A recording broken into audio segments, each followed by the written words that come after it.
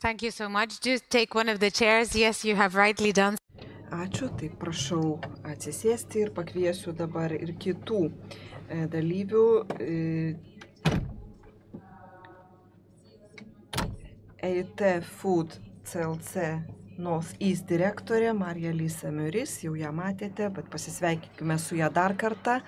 Taip, paplokime diskusijų dalyviams, jie jausis labiau laukiami.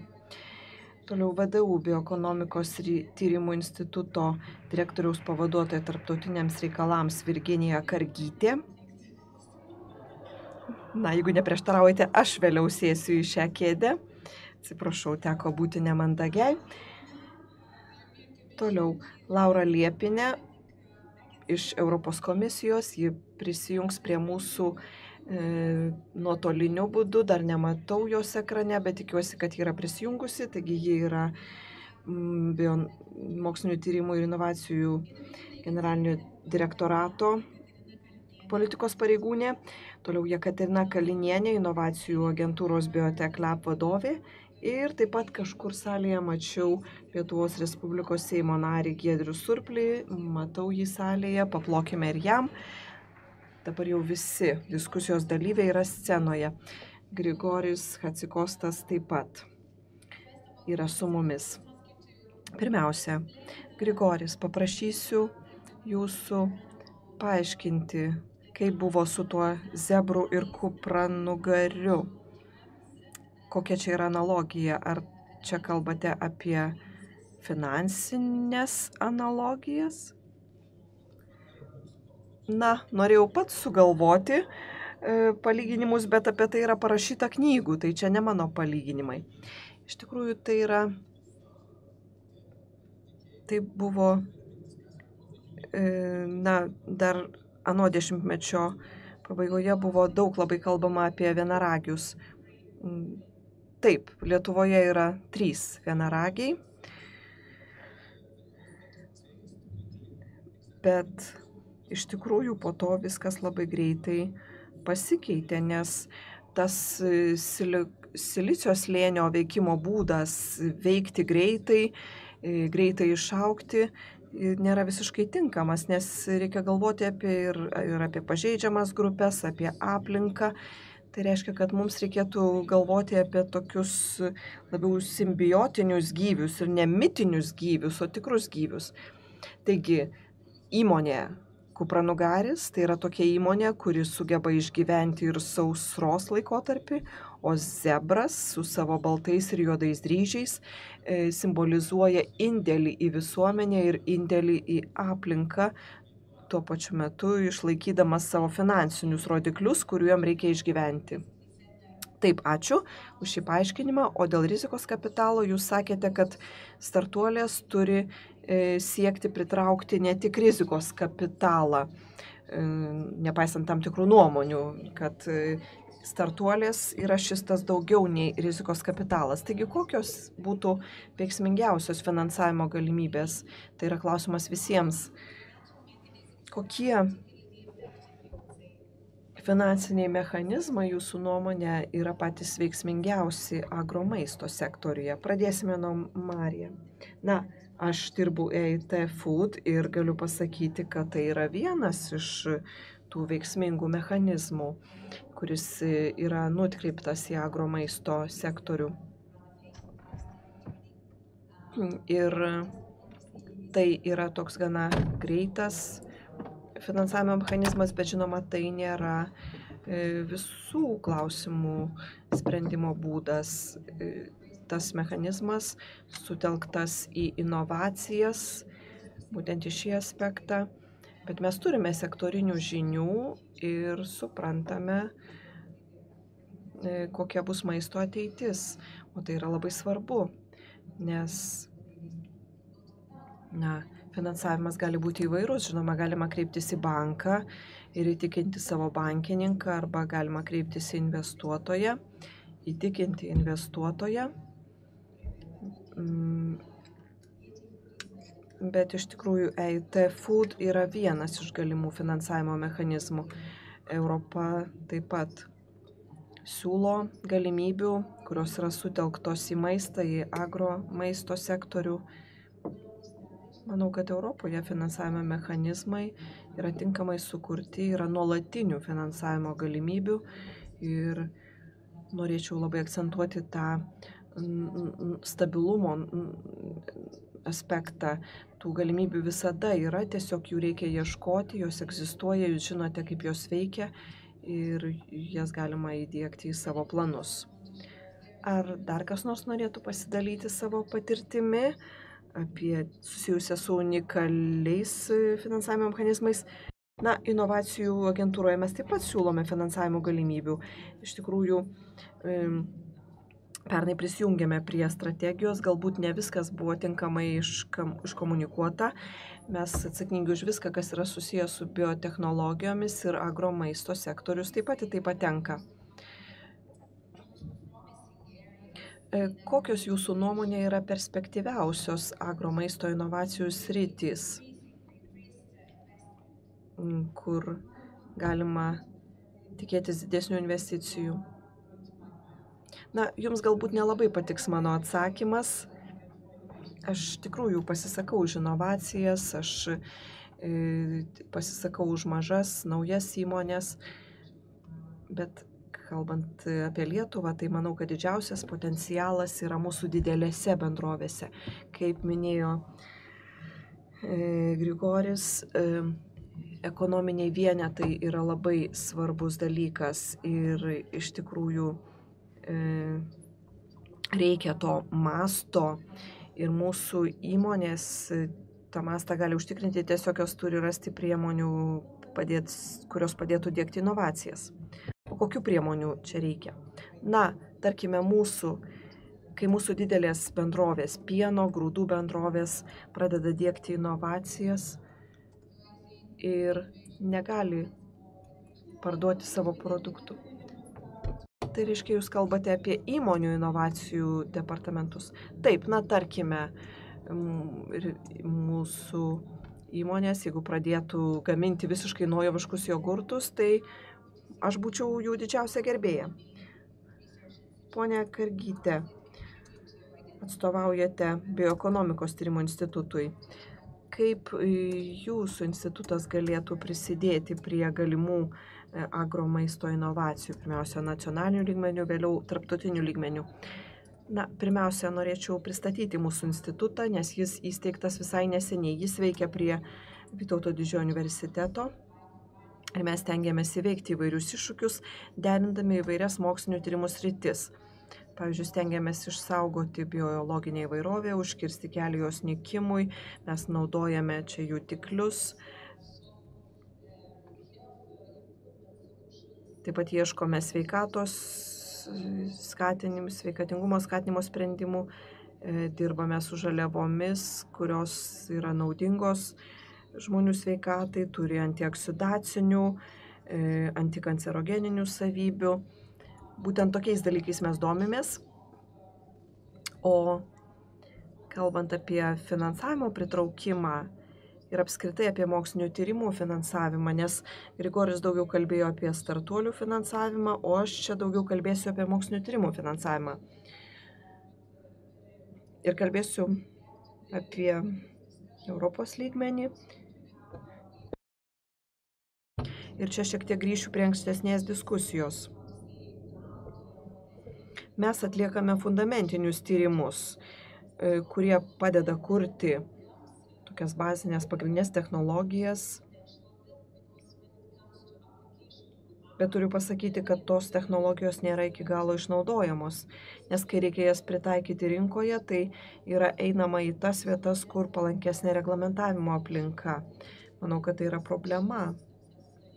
Ir net ir Jungtinėse Amerikos valstijose, pavyzdžiui, yra skaičiuojama, kad Misisipėje padarytos investicijos į mokslinius tyrimus yra naudingesnės Kalifornijai nei pačioje Misisipėje, nes ten išugdyti studentai vėliau keliasi į Silicio slėnį. Europoje taip pat reikėtų įveikti tą centrinės ir rytų Europos iššūkį, iš tikrųjų reikia ieškoti sąlyčio taškų tarp mokslininkų ir ūkininkų Vidurio ir Rytų Europoje. Ir turiu pasakyti, kad čia mes dirbame perpus pigiau. Ką turite galvoje? Na, jeigu pasižiūrėtume į projektus įgyvendinamus pagal Europos horizontas programą, matome, kad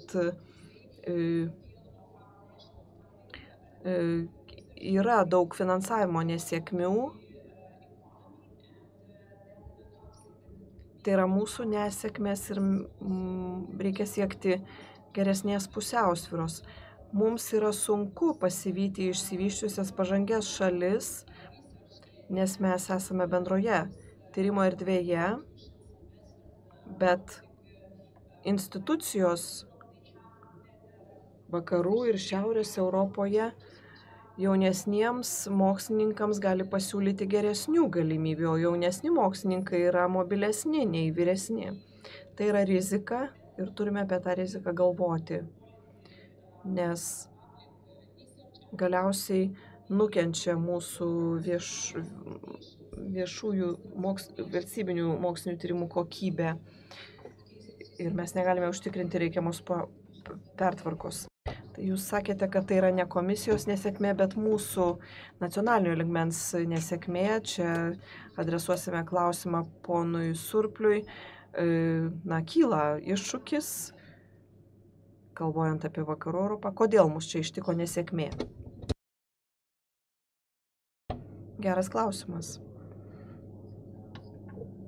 Kalbėjome apie vienaragius, kupranugarius ir zebrus, bet iš tikrųjų tas mamutas, apie kurį nekalbame, yra ES finansavimas, tai yra maždaug 50 milijardų eurų per metus.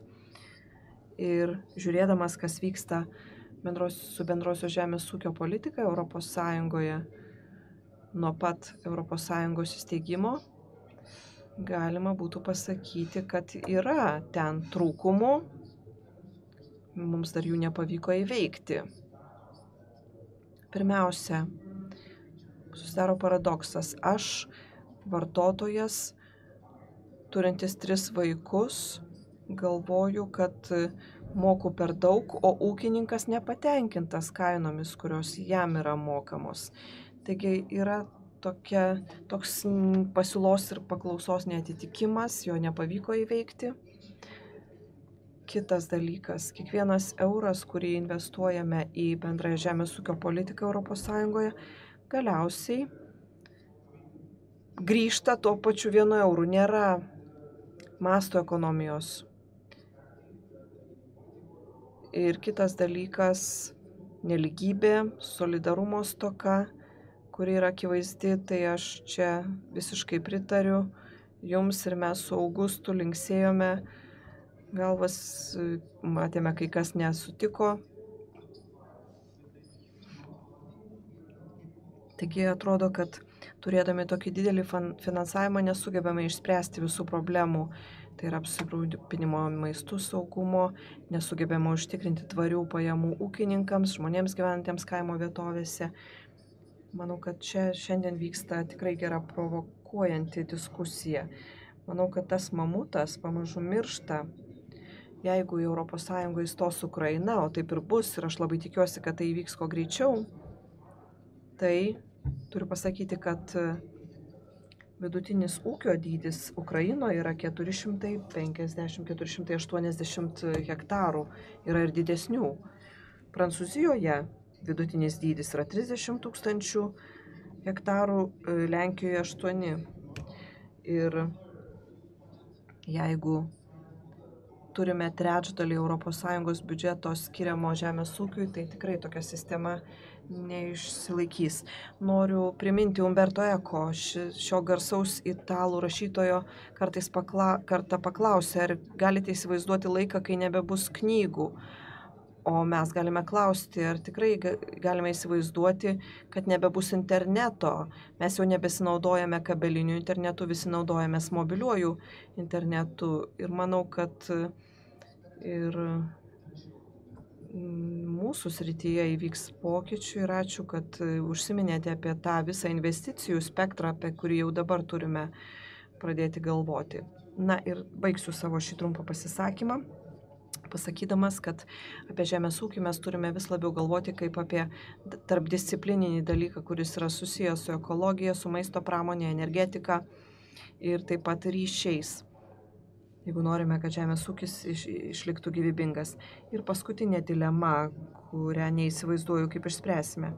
Lietuvoje mes turime 100 000 ūkininkų popieriuje.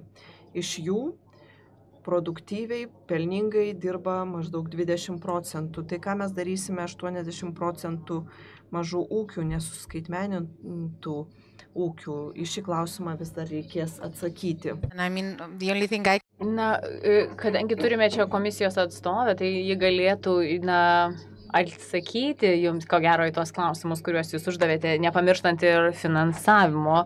Ir kaip jūs sakėte, kad į žemės ūkį reikia žiūrėti kaip į daugiadisciplinį dalyką, daugiadisciplinį sektorių. Ir tai, kad 80% Lietuvos ūkių yra neefektyvūs, tai galbūt galėtumėte šiek tiek pakomentuoti šiuos visus teiginius. Ačiū už galimybę pasisakyti ir dalyvauti šioje diskusijoje. Deja, negaliu kalbėti visos Europos komisijos vardu, kadangi atstovauju inovacijų ir mokslinių tyrimų generalinį direktoratą ir jo ekonomikos padalinį. Tačiau, būdama ekonomikos komandos dalimi, kuri iš tiesų apima labai daug įvairių sektorinių politikų, viena iš jų, žinoma, yra ir žemės ūkis, ir maisto sistemos, maisto gamyba. Tai nebejotinai sprendžiame šios klausimus, pasitelkdami bioekonomiką sistemą ir žiūrėdami, ieškodami galimų sprendimų, kurie leistų pasiekti abipusę naudą. Girdėjau, kai kurie diskusijos dalyviai taip pat minėjo rytų ir vidurio Europos aspektus, tai kaip valstybės, kurios prisijungia prie ES vėliau, kad jos gali efektyviau panaudoti komisijos skirtas lėšas. Norėčiau paminėti ir tai, kad tai yra tas sritis, ties kuria mes aktyviai dirbame ir imamės plataus masto veiksmų. Tai yra viena iš temų, kurioje mes daug dėmesio skiriame, tai yra biomaisto iniciatyva ir Lietuva yra viena iš jų, gan aktyviai dirbanti. Nežinau, ar žinote apie tą iniciatyvą, kurioje dalyvauja 11 vidurio ir rytų Europos valstybių, kalbant apie bioekonomikos tvarumo didinimą. Ir šiuo metu matome nedidelį susidomėjimą iš politikos formuotojų. Tuo pat metu matome didžiulės neišnaudotas galimybės biomasės sektoriuje, kaip pat, kur maistas sudaro bent pusę tos biomasėje naudojamos žaliavos. Ir matome įgūdžių trūkumą būtent biomasės sektoriuje, mokymų trūkumą. Tai tam komisija yra parengusi kelias iniciatyvas, kuriomis būtent bus siekiama įveikti šią inovacijų spragą. Viena iš tų iniciatyvų, apie kurią norėčiau pakalbėti, tai yra Europos inovacijų direktorato darbotvarkė. Ar galiu tęsti, ar turėsiu laiko pristatyti tą iniciatyvą šiek tiek vėliau? Ta konkreti iniciatyva, apie kurią jūs norite kalbėti, ar ji susijusi? Jūs minėjote mokymus ir įgūdžių trūkumą. Gal galėtumėte išskirti tą sistemą būtent, kad suprastume, ką Europos komisija daro, kad padidintų finansavimą būtent. Konkrečiai norėčiau išgirsti apie finansavimą agromaisto sektoriui. Kaip jau minėjau prieš tai, galime paminėti bendrąją žemės ūkio politiką, į kurią įeina ir būtent agromaisto finansavimas. Marilys jau minėjo kita programa, kuri egzistavo iki 2020-ųjų, taip pat dabartinė programa, tai yra didžiausia mokslinių tyrimų ir inovacijų programa, kurios bendras biudžetas yra 95 milijardai eurų. Vienas iš klasterių, 6 klasterius skirtas bioekonomikai, yra tiesiogiai susijęs su tvaresnė žemdirbystė.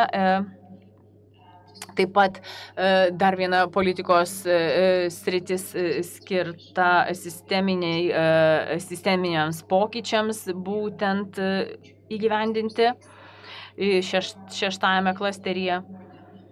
Ir finansuojame daugiau nei 100 projektų Europoje bei Afrikoje, siekdami įdiegti inovatyvius sprendimus. Kalbant apie būsimas iniciatyvas, tai noriu paminėti partnerystės tvarioms maisto sistemoms kurti, ir jos bus pradėtos visiškai netrukus. Mes ir toliau remsime agrimaisto sektorių valstybėse narėse. Ir sieksime geresnio poveikio tiek bendruomenėms, tiek klimatui, tiek valstybėms narėms. Ir tai tiek buvo apie agrimaisto sektorių, ir dar norėčiau paminėti tą naują mūsų inovacijų darbotvarkę, kuri buvo pristatyta praėjusiais metais. Ir vienas iš veiksmų, kuriais bus skatinamos inovacijos ir regioninės kompetencijos.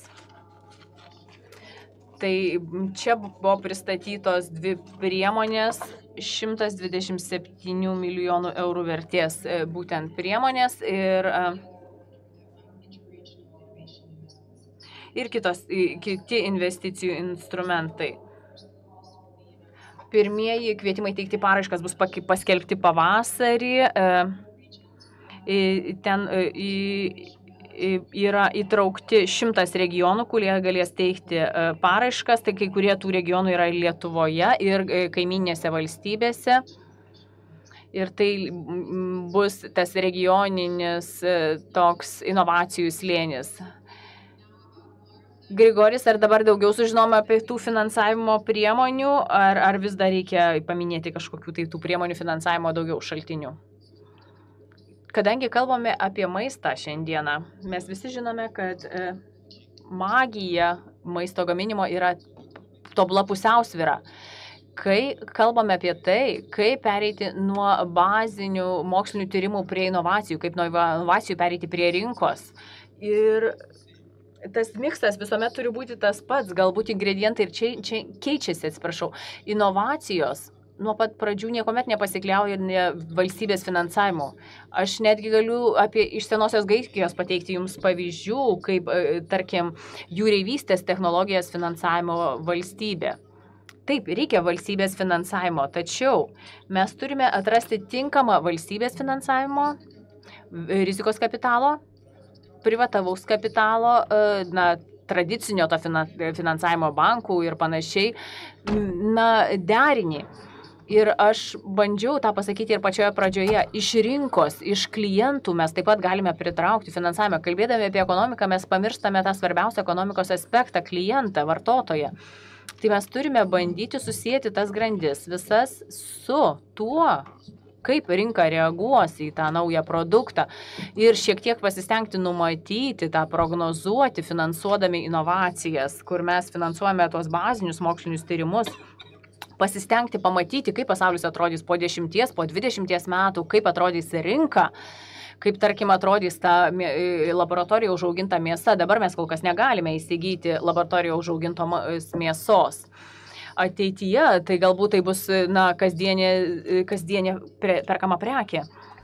Tačiau ką mes turime daryti, kad įveiktume tą spragą, kad ateityje investuotojai sėdėtų kartu su startuoliais prie derybų stalo ir visame procese dalyvautų. Kodėl mes to nedarome dabar?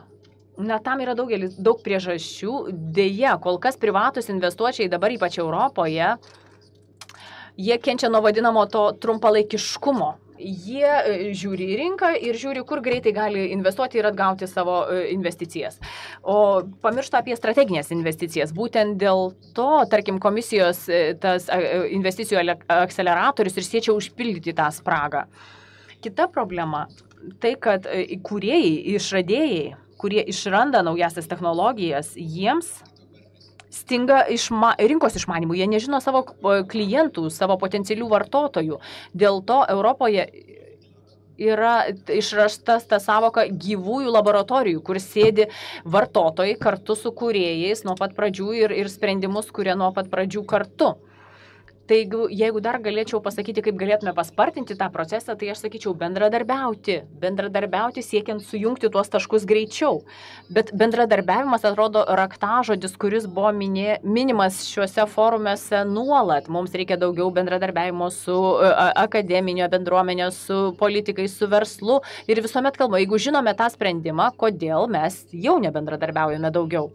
Ir jeigu lūkesčių ir pasiūlos nėra tos sąveikos, tai nuolat kalbame visuose pokalbiuose apie klasterius, visur kalbame apie bendradarbiavimą, kai tik paminime startuolius.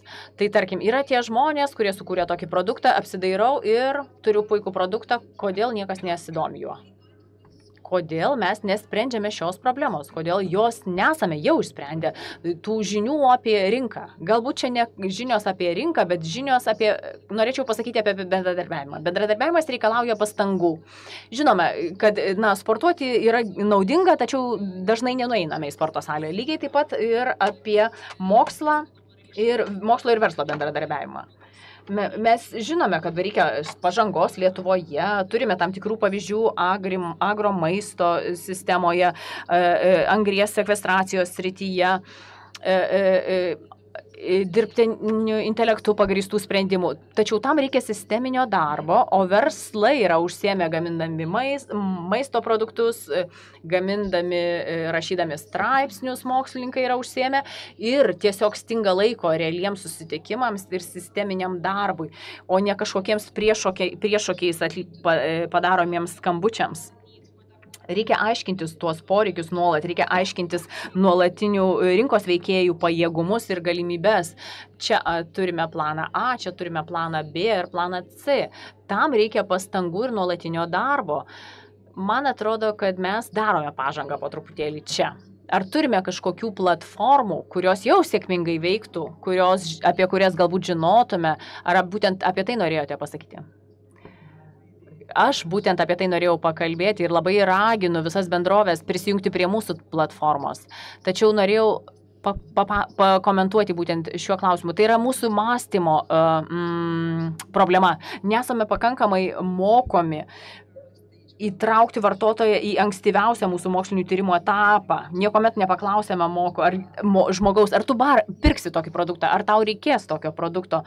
Mes jau pagamintus produktus testuojame ir tuomet kviečiame vartotojų įvertinti jau pagamintus produktus ir tuomet grįžtame į laboratorijas. O reikėtų dirbti nuo kito galo. Pirmiausia, atlikti mokslinį tyrimą. Ir paklausti kliento, ar jūs pirktumėte tokį produktą. Mes turime keisti savo mąstymą, turime pradėti mokyti būtent tokio mąstymo labai anksti. Pone Sirply, kaip jūs apibrėžtumėte tai? Ar turite kažkokių gerųjų pavyzdžių, ar mes Lietuvoje turime gerų pavyzdžių, kai Lietuvos vyriausybė, jeigu taip galėčiau bendraja prasme pasakyti, panaudojo agromaisto inovacijas ir pritraukė finansavimą. Ar turime kažkuo tai pasigirti šioje srityje?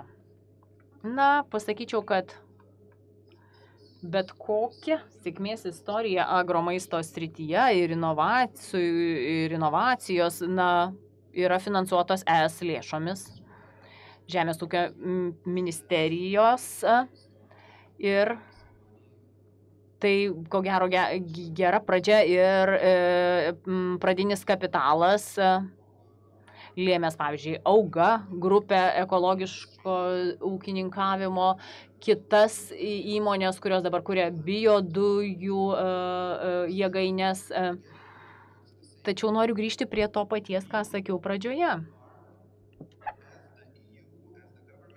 kaip Europos Sąjunga, kaip vyriausybės atstovai, kaip mokesčių mokėtojai, mes darome spaudimą verslui, žemės ūkio bendrovėms, startuoliams, fiziniams ir juridiniams asmenims, nukreipiame juos, kur jiems reikia eiti. Dabar mes reikalavome iš jų ekologijos būti žaliais.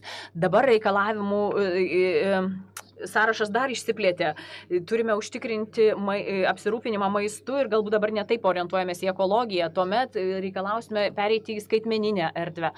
Žinote, verslas eina ten, kur eina pinigai, seka paskui pinigus. Tai mes turime šiek tiek suderinti tai su verslų poreikiais, su verslo įmonių poreikiais ir kalbant apie tą bendradarbiavimą, kurį nuolat minime, tai yra tikrai geras žodis, bet mes turime išgirsti ir bendruomenę, ir išgirsti ir vartotojus, valgytojus, tuos, kurie vartoja žemės ūkio produkciją, kad žinotume, kur nukreipti tuos pinigus.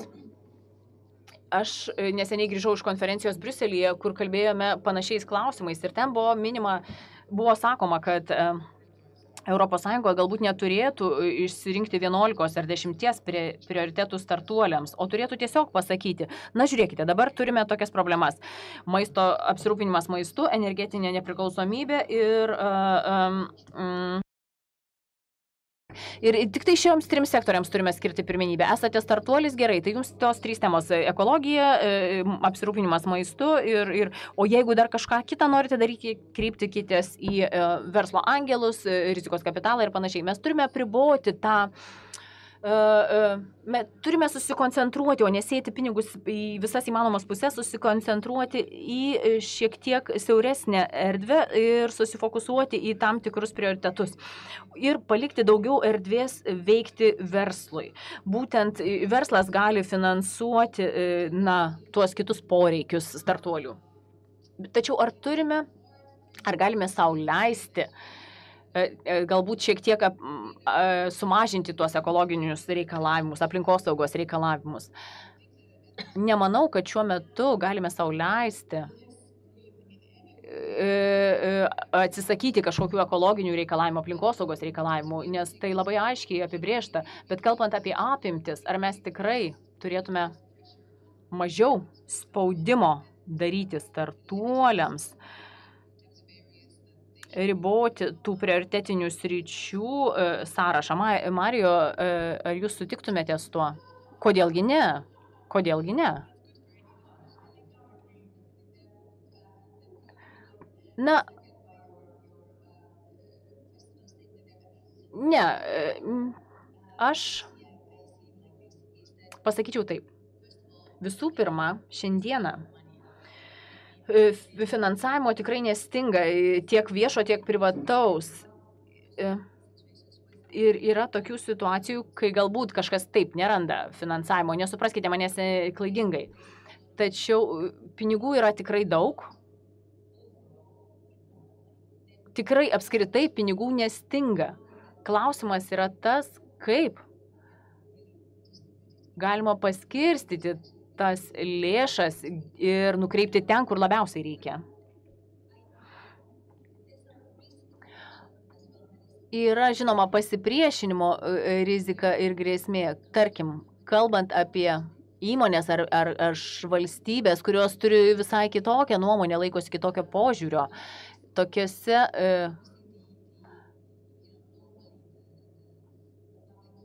valstybėse, kur reikia, kad būtų finansuojama viešoji infrastruktūra, nekalbu, žinoma, apie kelius, jeigu jie yra prastos būklės.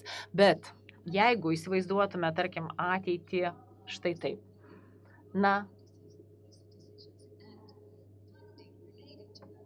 Kaip mes priimame politinius sprendimus ir kaip, jeigu jie būtų tiesiogiai susiję su finansavimu. Mes iš tiesų vis dar dirbame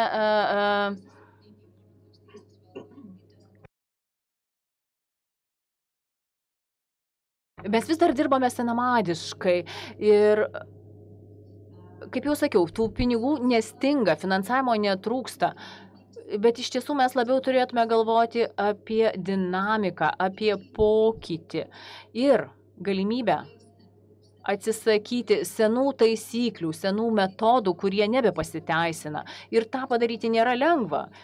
Jeigu, tarkim, pateiksiu kitokį pavyzdį. Pavyzdžiui, prieš keletą metų sulaukdavome nemažai pasiūlymų dėl baltymų. Bet tai, pavyzdžiui, buvo, šokolado baltyminiai produktai arba iš vabzdžių pagaminti baltyminiai produktai. Mes taip investavome kažkiek į tuos projektus, mes norėjome, kad tie startuoliai vystytųsi ar bent jau pabandytų. Tačiau tai buvo trumpalaikės investicijos, tai buvo tikrai trumpalaikiai finansai tokie, pirmajam šuoliui. Ir galbūt to antro šuolio niekada ir nebuvo.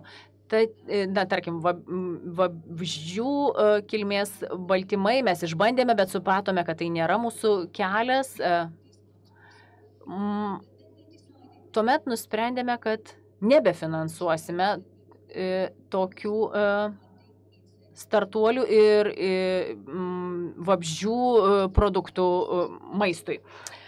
Tai buvo nelengvas sprendimas, nes buvo tikrai nuostabių startuolių, kurie sakė, aš turiu sukūręs tokį ir tokį produktą arba tokią ir tokią technologiją, kuri veikia geriau negu ankstesnė. Bet, ne.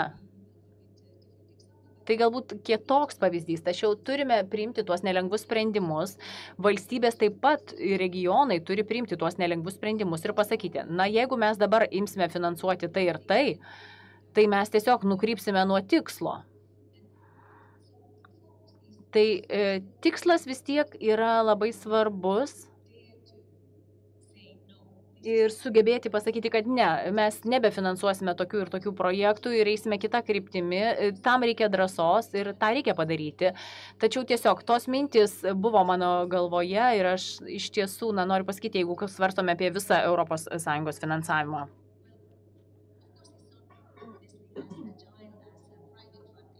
Galbūt jis nėra toks prieinamas kaip privatus finansavimas, tačiau mes turime atliepti tos būsimus ateities poreikius.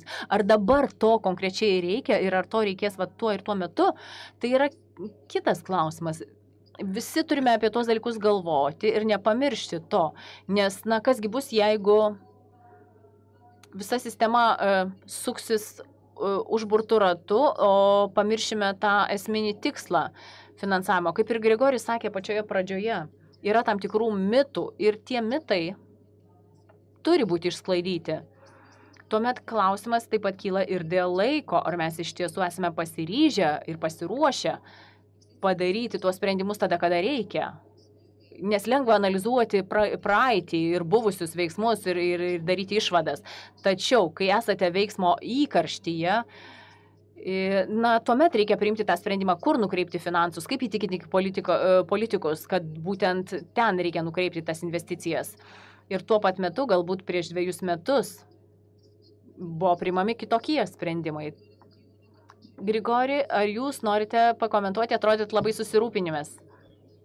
Visų pirma, turiu pasakyti, kad tikrai netikiu, kad turime nutraukti finansavimą į žaliasias technologijas.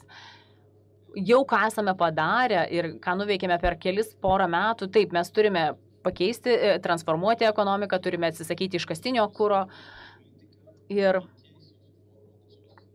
taip, mes matome jau politinės pasiekmes savo blogų sprendimų praeityje ir siekdami sujungti taškus, taip, mes galime eiti atgal, tačiau nepamiršti reikia vieno dalyko tokiais atvejais, kad kai mes kuriame ir gyvendiname politiką susijusią su finansais, mes galiausiai turime nepamiršti, kad šitas euras galėjo virsti ligoninę, galėjo virsti namais nepasiturintiems vaikams ir turime prisimti atsakomybę už tuos finansus. Aš vėl pasikartosiu tai, ką sakė Augustas Tesalonikuose apie tai, kad kartais galvojame, kad europiniai pinigai, mokesčių mokėtojų pinigai yra investuojami ne geriausiais būdais ir turime eiti prieš tą bendrą kryptį. Taip, prieš kelis metus buvo ta vertikali žemdirbystė, kaip jau sakiau. Ir tuomet suvokėme, kad visos tos technologijos jos veikia, bet jos veikia tik tai iki tam tikro masto. Ir turime turėti teisę pasirinkti tam tikrus filtrus ir suvokti, kur mes turime nustoti deginti pinigus ir pereiti prie kažkokio kito etapo. Taip, mokslas, suinteresuotosios pusės, jos teikia žinias ir politikai priima sprendimus. Būtent taip veikia visuomenės. Tai turime sukurti tokius atitinkamus kanalus, kad pateiktume tą informaciją politikams reikiamų metu. Europos komisija glaudžiai dirba ir daug konsultuojasi su visuomenė. Kartais mūsų prašoma indėlio į tas viešasias diskusijas. Ir kartais mes parašome vieną elektroninį laišką, bet turime aktyviai dalyvauti tame, turime dalyvauti aktyviai visose diskusijose, kaip ir šioje šiandieną, kad užtikrintume, kad tie sprendimai realiai atsispindėtų. Ir man tikrai labai patiko prieš tai buvusi diskusija, nes ten daug buvo žmonių tiesiai iš rinkos, kurie pasidalino rinkos patirtimi. Ir jeigu toliau tą darysime, sutelksime skirtingų sričių ekspertus, galėsime padaryti pažangą keliais žingsniais į priekį. Kalbant apie vieną finansavimo šaltinį, kuris yra gan populiarus komisijoje, tai man atrodo inovacijų pirkimai. Ar kas nors norėtų apie tai kalbėti? Ar jau nebegalime kalbėti inovacijų pirkimų? Kiek populiaru tai yra, kiek paplitę? Yra geras sumanymas už šio finansavimo mechanizmo glūdintis. Tai, kad valstybė gali inicijuoti pokyčius. Nepaisant to, kaip keistai tai skambėtų pradžioje. Tai, man atrodo, pati mintis yra gera, kad valstybė pati gali paskatinti eksperimentinės technologijas, naujas technologijas ir gauti finansavimą už tai, kad yra pakankamai drąsi. Tačiau, man atrodo, tai priklauso nuo tam tikrų valdžios institucijų, kurios naudosis tuo mechanizmu, kad tai tinkamai įgyvendintų ir kad pasiektų tinkamų rezultatų.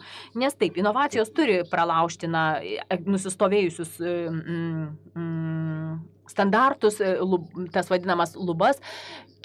Tas filtras vadinamasis yra labai svarbus. Kita vertus, sutelktinis finansavimas yra nuostabus mechanizmas, kadangi čia mes prašome finansuoti vartotojų naują produktą, kuris bus paleistas į rinką, arba galbūt kažkokį paremti humanitarinę, kažkokią priežastį, kultūrinį renginį. Mes turime galvoti apie tą tinkamą finansavimo derinį, finansavimo šaltinių derinį. Ir kai kalbėjome apie rizikos kapitalą, jūs sakėte, lyg gydyti vėžį nuskausminamaisiais. Kodėl jūs tai pasakėte? Kodėl jums taip atrodo? Tiesiog tie skaičiai rodo, kiek daug kainuoja netinkamai veikianti maisto aprūpinimo sistema, ir kiek daug rizikos kapitalo yra investuojama į šios problemos sprendimą. Tai yra milijardai. Tai reikia suprasti tos problemos mastą. Iš tų dviejų skaičių mes galime suvokti, kad tam reikia ir valstybės finansų, ir privačių finansų, bet ir visuomenė turi prisidėti prie to. Yra per didelės problemos, kad galėtume jas ignoruoti ir tuos finansavimo šaltinius. Gerai, atsigręžkime į Europos komisiją dar trumpam.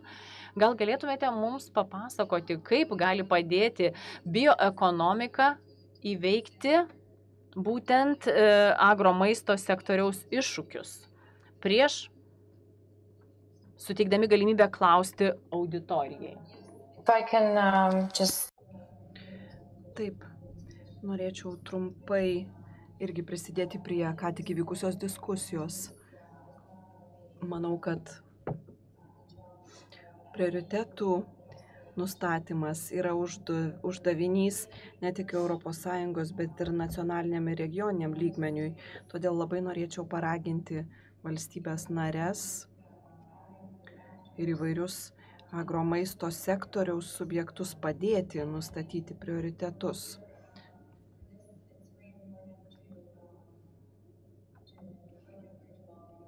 Tai darant labai svarbu toliau plėtoti išmanios specializacijos strategijas.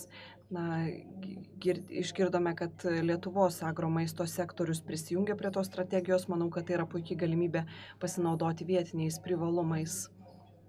Tai yra būdas skatinti mokslinius tyrimus ir eksperimentinę plėtrą vietos lygmenių, tuo pačiu metu prisidedant prie ES nustatytų prioritetų skirtų padėti įveikti svarbius visuomeniai kylančius iššūkius. Čia turiu galvoje ir prisitaikymą prie klimato kaitos padarinių, taip pat apsirūpinimo maistų saugumą. Aš taip pat esu dirbusi ir nacionalinėje administracijoje, esu iš Latvijos ir tikrai labai dažnai matydavau, kad siekiant prisitaikyti prie ES prioritetų, reikia visų pirma nusistatyti prioritetus nacionaliniu lygmeniu. O atsakant į klausimą apie bioekonomikos vaidmenį, kaip jau sakiau anksčiau, mes manome, kad bioekonomika yra tokia visa apimanti sąvoka, po ją galima suburti įvairius ekonomikos sektorius, už kuriuos atsakingos nacionalinės institucijos, taip pat ir ES. Ir čia turiu galvoje ir žemės ūkį, biotechnologijų laboratorijas, ekosistemų paslaugos, taip pat į tai įeina ir įvairios politikos kryptis, BŽUP, bendroji žuvininkystės politika ir taip toliau. Visa tai įeina į sistemą ir visa tai gali padėti pereiti prie tvaresnės ateities. Ir čia norėčiau akcentuoti bioekonomikos strategijos pridėtinę vertę, nesvarbu, ar tai yra nacionalinė, regioninė ar europinė strategija. Ji pasižymi tarpdiscipliniškumu ir ji turi padėti sustiprinti įvairių politikos krypčių turinį, priemonės ir turi atitikti įvairius poreikius. Žinoma, ta strategija nepakeičia sektorinių priemonių, bet tai gali būti sisteminis sprendimas skirtas toms įvairioms sritims. Ir manau, kad čia taip pat svarbu akcentuoti, kad kiekviena valstybė narė turi savo bioekonomikos strategiją ir kiekviena valstybė narė turėtų ieškoti geriausių sprendimų, kurie būtų aktualūs agromaisto sektoriui, siekiant finansuoti priemonės skirtas įveikti iššūkiams, kurie kyla įvairiuose sektoriuose. Taip, norėčiau priminti, kad dar turime kelias minutės klausimams, galite pateikti klausimus per slaido programėlę, bet dar noriu grįžti prie pavyzdžių. Mes neatkreipiame dėmesio į konkrečias iniciatyvas, į konkrečius pavyzdžius, kurie pasitvirtino. Aš manau, kad būtent tai yra naudingiausia. Paprašysiu Virginijos nurodyti keletą iniciatyvų, kurių ėmėsi institutas, kad užtikrintų lygiavertę prieigą prie finansavimo. Aš turiu galvoje inovacijas, kurios eina iš apačios. Taip, ačiū. Pirmiausia, sureaguosiu į tai, ką sakė Grigoris. Jis kalbėjo apie vertikalų finansavimą ir paskui sprendimą finansuoti kažką kitą. Aš manau, kad svarbiausia būtų galvoti apie poveikį ir finansuoti poveikį, negalvojant apie konkrečias technologijas. Tiesiog reikėtų žiūrėti, kurie projektai suteikia daugiausia socioekonominės ir aplinkosauginės vertės. Aš manau, kad taip padidėtų finansavimo veiksmingumas. O kalbant apie įtraukias iniciatyvas, iš apačios einančias iniciatyvas, nežinau, ką galėčiau paminėti išsivysčiusių šalių kontekste. Paprastai tokios iniciatyvos siejamos su besivystančiomis šalimis, pavyzdžiui, Afrikos šalimis, tam tikromis provincijomis. Išsivysčiusiose šalyse mes jau esame pasiekę tam tikrą lygį, mūsų gamyba yra labiau pažengusi ir nemanau, kad tai būtų veiksmingiausias būdas diegti inovacijas, nes iš tikrųjų nereikia čia išradinėti dviračio. Mes jau turime institucinių žinių, institucijos gali tas žinias perduoti, jūs konsultuoti. Manau, kad reikėtų galvoti apie kontekstą, kuriame taikome tokį modelį. Gal Marija norėtų paminėti kokių nors konkrečių iniciatyvų?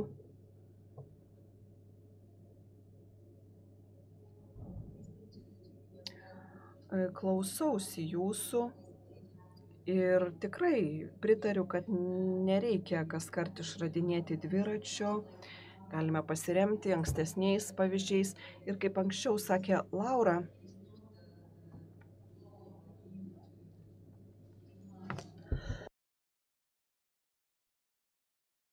ne ES turėtų nustatyti valstybių narių prioritetus, bet ES gali padėti spręsti tokius visiems aktualius klausimus, bendrus klausimus, pavyzdžiui, bioekonomikos arba labiau ilgalaikės paramos klausimus. Na, aš čia tiesiog dabar garsiai mąstau, nebūtinai siūlau kažkokius konkrečius sprendimus. Galvodama apie EIT Food ir apie konkrečias finansavimo iniciatyvas, galiu pasakyti, kad neseniai buvome paskelbę kvietimą teikti inovacijų pasiūlymus Vidurio ir Rytų Europoje. Tai buvo tikrai gera iniciatyva. Mes atsižvelgėme į tai, kad maisto tiekimo grandinė yra suirusi ne tik Vidurio ir Rytų Europoje, bet reikia neužmiršti, kad Vidurio ir Rytų Europoje daugiausia veikia maisto gamybos įmonės, kurios neskirdavo tiek daug dėmesio pridėtinės vertės kūrimui ir inovacijoms. Ir vykstant tokiai pertvarkai reikia investicijų ir reikia spręsti, kur norima eiti ir kaip į tai bus einama. Manau, kad mes turime apsispręsti dėl konkrečios orientacijos ir rasti priemonių, kurios atitiktų konkrečius poreikius, tuo pačiu metu neužmiršdami ir bendro vaizdo. Ar būtų kokiu nors pastabų iš auditorijos, gal turite kokiu nors klausimu apie finansavimą, prašau pakelti ranką, galite teikti visus klausimus, kokius tik norite. Jei klausimų ir pastabų nėra, tai pamėginsiu apibendrinti. Taigi, apie ką dar reikėtų pakalbėti? Grigoris, jau minėjome priemonės, kad reikia pusiausvyros, kad reikia tinkamos orientacijos. Kokie finansavimo mechanizmai turėtų būti labiau nagrinėjami? Na, buvo čia išsakyta įdomi mintis, kad mažos įmonės negalės padaryti didelio poveikio, tačiau po poros metų mes įgyvendinsime keletą programų, kuriomis bus finansuojami sprendimai, gerinantis gyvenimo kokybę kaimo vietovėse. Neužmirškime, kad maistas yra auginamas kaimo vietovėse, bet ten ne tik gaminamas maistas, ten yra ir yra infrastruktūra, kaimo vietovėse priimami žmonės, vyksta kultūros renginiai. Taigi mes esame numatę 3 programas, iš kurių bus finansuojamos inovacijos kaimo vietovėse. Inovacijos susijusios ne su maisto gamyba, tai bus inovacijos susijusios su energetika, logistika, infrastruktūra ir sieksime žiūrėti į tokias vietinės iniciatyvas, vietinės ekosistemas ir galimybę susiburti žmonėms atokiausiuose regionuose. Mes nuolat kalbame apie tai, kokios problemos kyla, bet neužmirškime, kad nors ir esame Europoje, vis tiek labai aktuali problema yra izoliacija. Gal būtų galima, pavyzdžiui, graikams bendradarbiauti su lietuviais, gyvendinant konkrečius projektus. Taip pat labiau gilindamėsi į detalės, žiūrėdami į kaimo vietovės, matome, kad ten yra inovacijų ir jas reikia remti. Ir beje, Lietuvos partneriai dalyvauja tose programuose ir Lietuvos ekosistemos turės iš tai naudos. Manau, kad tai yra dar vienas požiūrio taškas, kurio turėtume vadovautis. Iš tikrųjų, kaimo vietovės yra lik fabrikai be stogo, tai yra mūsų maisto fabrikai ir reikia jais rūpintis. Pone Surply, kaip yra su regioninės plėtros, kiek svarbus yra regioninės plėtros finansavimas Lietuvos kaimo vietovėse, pone Surply? Taip, jis yra svarbus. Mes diskutuojame, kokie yra alternatyvūs finansavimo šaltiniai, kodėl neturime tiek daug sėkmės pavyzdžių. Tai yra objektyvus dalykas. Manau, kad žemės ūkis yra toks dalykas, kuris neturi stogo. Jis gali nukentėti nuo potvinių, sausrų, ligų. Reikia neužmiršti apsirūpinimo maistų saugumo, yra tam tikrų fizinių kliūčių. Taip pat kyla dilema, yra daugybė ukrainietiškų grūdų, kurių neįmanoma eksportuoti į Afriką, kuriai tų grūdų reikia. Žemės ūkis savaime yra labai sudėtingas dalykas, susijęs su kitais sudėtingais dalykais, tai yra aplinkosauga, apsirūpinimo maistų saugumu. Ir manau, kad čia labai sunku būtų įžvelgti tą vienaragį. Todėl viešasis finansavimas ir toliau turės likti. Bet šiandien norėčiau pasakyti, kad ES finansavimas sumažės. Ir vis daugiau reikalavimų mes teiksime mokesčių mokėtojams. Todėl turime likti labai susikoncentravę, turime tikslingai naudoti paramą ir racionaliai naudoti paramą. Ir tuo noriu pasakyti, kad jeigu siekiame ekologiškumo, tai turi būti daroma racionaliai. Tai neturi likti tik popieriuje ar šūkiuose. Jeigu norime mažesnių emisijų, tai neturėtume siųsti sunkvežimių per visą Europą.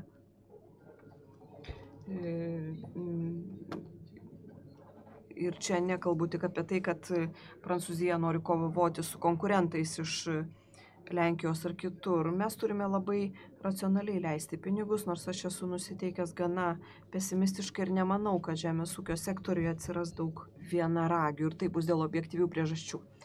Jekaterina. Na, taip, manau, kad reikia galvoti apie atsakingą investavimą ir galvoti apie būsimus poreikius. Čia reikia pusiausvyros ir aš tikrai pritariu, tikrai manau, kad finansavimas mažės. Tai reiškia, kad mes turime keisti kultūrą. Turime ugdyti savo įmonės, kad mes jas galėtume finansuoti iki to momento, kai jau jos sugebės pritraukti privataus kapitalo, padėti joms pasiekti tą etapą, o tada jau palikti viską privačiam kapitalui. Na, bet aš dabar papraščiau jūsų konkretaus pavyzdžio, kaip biotechnologijų laboratorija bendradarbiauja su finansinėmis institucijomis ir investuotojais. Taip, mes dabar bandome susirinkti informaciją iš įvairių suinteresuotųjų subjektų, kurie veikia šioje ekosistemoje, ieškome tinkamų priemonių ir stengiamės nustatyti svarbiausius elementus. Taip, na ir paskutinė pastaba, kad įsitikinčiau, jog aptarėme visus egzistuojančius finansinius mechanizmus. Galbūt Grigoris galėtų pateikti tokių paskutinių įžvalgų apie unikalius finansavimo mechanizmus, kurie buvo sukurti specialiai agromaisto sektoriui. Na, paprastai žmonės mėgsta pasakoti sėkmės istorijas. Ar aš galėčiau papasakoti nesėkmės istoriją? Taip. Na, iš tikrųjų, buvo tokia puikiai mintis, kad sutelktinis finansavimas pasiteisins agromaisto sektoriuje, mes sukūrėme platformų šiam tikslui, viskas atrodė puikiai. Ir Europos komisija tai iki šiol laiko sėkmės istorija. Bet noriu pasakyti, kad vienu metu užvirė visiškas pragaras, kadangi ta ekosistema nebuvo pakankamai brandi ir nesugebėjo sąžiningai žaisti šio žaidimo. Žmonės bandė tempti tą sistemą į savo pusę ir galiausiai aš turėjau pripažinti, kad laikas yra pats svarbiausias dalykas. Taigi egzistuoja įvairios finansavimo priemonės, tačiau jas reikia taikyti tinkamu laiku ir taikyti tinkamiems asmenims. Taip, pripažinkime, kad laikas yra taip pat labai svarbus. Jeigu Europos komisijos atstovė dar nori ką nors pasakyti, tai ją išklausysime, nes jau ketiname baigti. Na, galėčiau pasakyti, kad Europos komisija ir toliau rems agromaisto sektorių, nes apsirūpinimo maistų saugumas yra vienas iš prioritetų. Bet mes norime, kad mums padėtų ir suinteresuotieji subjektai, kad jie padėtų mums rengti politiką ir dokumentus. Ir jūs tai galite daryti, dalyvaudami konsultacijose, pasakodami savo sėkmės ir nesėkmės istorijas. Viso to mes laukiame. Ačiū, kad prisijungėte, dėkoju visiems diskusijos dalyviams, dabar paplokime jiems.